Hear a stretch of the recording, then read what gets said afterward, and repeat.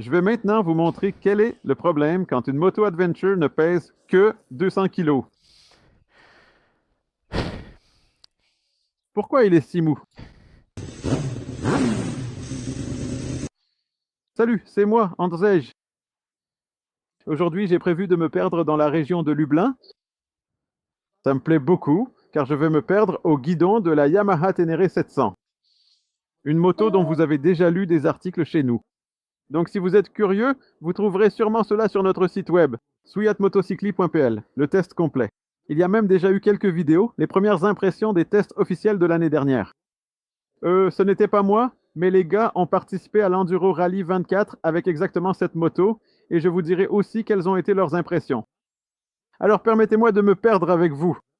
Je vais aller là-bas. Il y a encore quelques habitations, là-bas. À l'horizon, je ne vois aucune habitation, donc j'y vais. Je suis dans les environs de Piaski. Là-bas, c'est Piaski. Dans cette région, attention, c'est globalement ici que j'ai grandi. Je suis né à Lublin, puis nous avons déménagé à la campagne avec mes parents. J'avais une moto, je roulais, mais je roulais seulement de l'autre côté.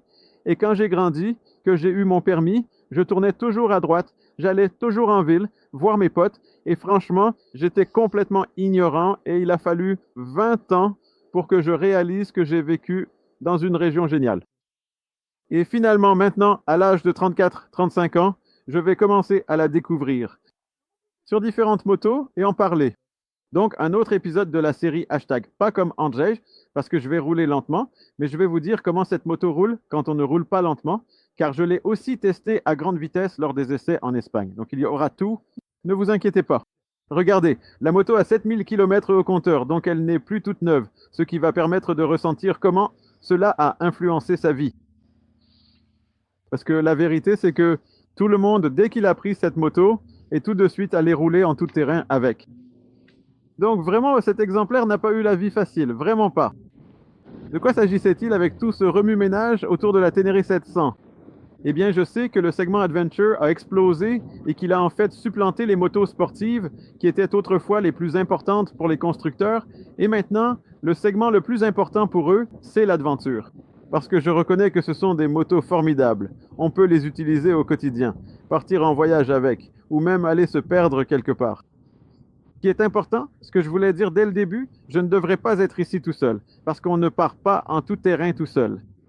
Et si jamais tu pars seul comme moi, ce qui n'est pas le plus raisonnable, alors A, tu roules lentement, prudemment, B, tu actives le partage de ta localisation.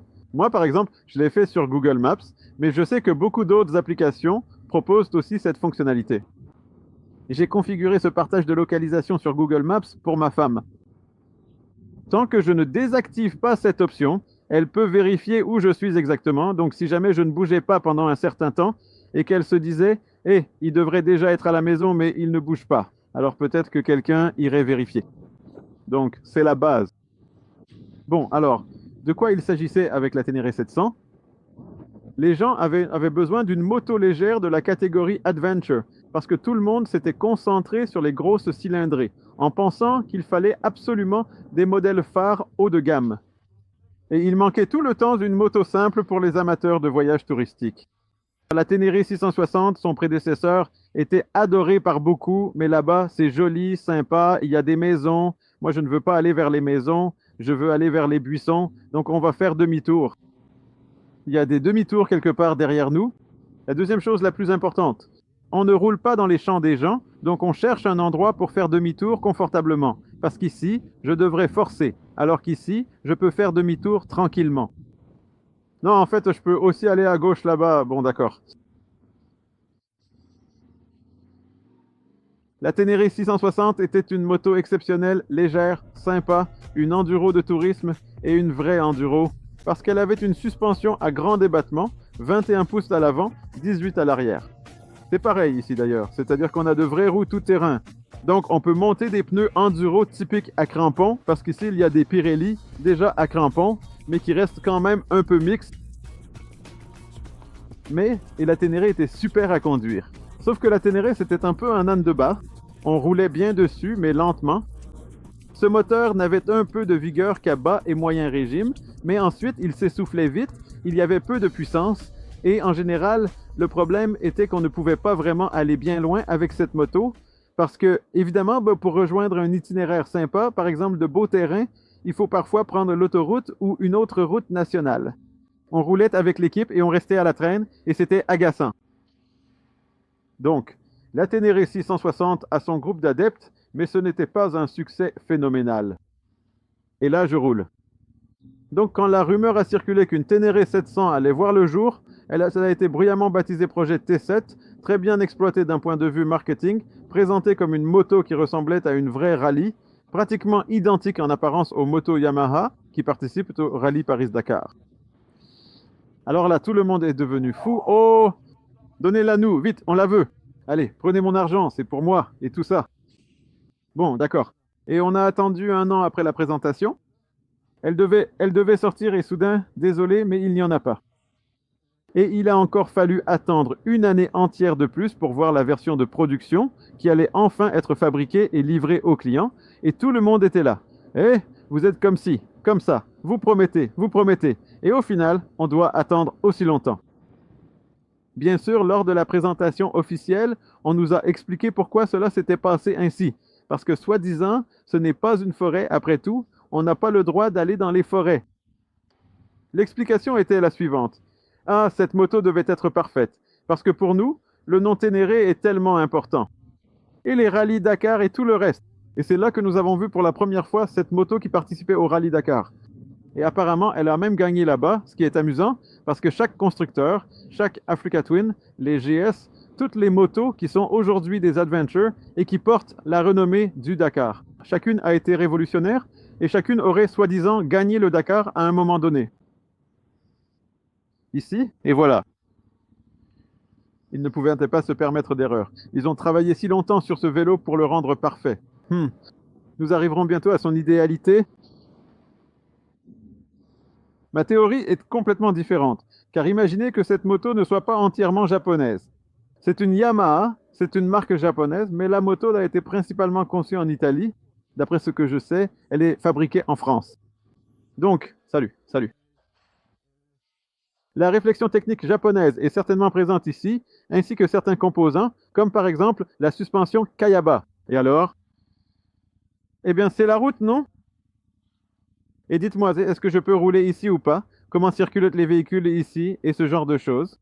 Donc oui, je vais avancer très lentement. Il n'y avait pas de barrière, il n'y avait pas d'interdiction. Ah, il y a des déchets.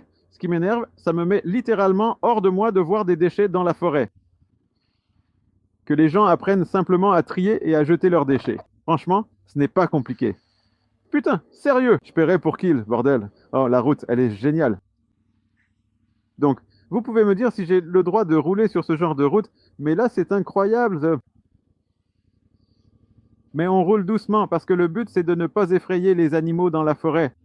Vous savez à quel point j'ai mûri dernièrement? C'est incroyable. Avant, j'aurais foncé ici, ça aurait été la folie. Mais maintenant, pourquoi est-ce qu'une biche devrait, si je puis dire, se faire dessus de peur? J'y prends quand même du plaisir, je roule tranquillement. Et pour revenir au sujet, encore une fois. La suspension, par exemple, si je me souviens bien, Kayaba est fabriqué au Japon, le moteur est fabriqué au Japon, de nombreux composants aussi, mais au final, toute la moto est assemblée en Europe. Et il me semble que ces retards venaient du fait que les Japonais devaient travailler avec les Italiens. Et j'en ris un peu, mais je connais bien les deux nationalités. Et j'ai déjà travaillé un peu avec les uns et les autres, et franchement, ils ont vraiment pu avoir du mal à se mettre d'accord entre eux. L'important, c'est que cette moto soit enfin parmi nous. Et je dois dire que cette moto est vraiment bien. Elle est bien dans le sens où elle est un peu incomparable. Elle est unique en ce qui concerne les motos de la catégorie Adventure, en ce qui concerne sa simplicité et le fait qu'ils l'ont proposée à un prix dont nous avions besoin. Donc ce n'est pas un autre engin hors de prix. Là-bas ou là-bas, j'irai là-bas, je verrai, mais il me semble qu'il y a des villes là-bas, donc je ne veux pas ça. Ce n'est pas un autre engin hors de prix, mais une moto que, théoriquement, nous pouvons nous permettre, ou pouvions nous permettre avant la crise qui arrive. Si j'arrive dans un village là-bas, je ne veux pas. Je préfère suivre cette voie. Asphalte, ouf. Asphalte. Va-t'en, asphalte. Oh, et regardez, c'est intéressant. Je viens de freiner avec l'ABS. j'ai freiné avec l'ABS. Je ne ferai pas d'Oberex pour ne pas détruire le chemin de terre. Je me demande combien de temps je pourrais supporter d'être aussi poli. Je vais faire un peu d'Oberek. À propos de... Et maintenant, une surprise. Voici officiellement la toute première moto japonaise de série qui offre la possibilité unique et révolutionnaire de désactiver complètement le système de freinage anti-blocage ABS, une caractéristique inédite et très attendue par les pilotes expérimentés. Bravo! Pas seulement de l'arrière, mais de l'avant et de l'arrière. Cela montre aussi que cette moto est en quelque sorte une vraie enduro. Donc bravo! Je ne sais pas qui a convaincu les Japonais de faire ça, parce qu'ils disent toujours que la sécurité, il faut que ce soit la sécurité et c'est tout. Et là, paf! Voilà, tout simplement. Évidemment, à ce stade, théoriquement, je ne peux plus rouler sur les routes publiques, car j'ai perdu l'homologation, donc maintenant, je dois vite me diriger vers des chemins off-road. Donc, maintenant que nous avons cette moto qui est unique par la simplicité de sa conception, parce qu'en termes d'électronique, il n'y a que l'ABS, il n'y a pas de cartographie d'allumage, pas de contrôle de traction, pas de suspension semi-active, pas de quick shifter. Je pourrais installer un quick shifter moi-même. Ça, on peut l'installer sur n'importe quelle moto. Ce serait sympa sur celle-ci, mais la simplicité avant tout. La simplicité avant tout. Vous savez que je dis souvent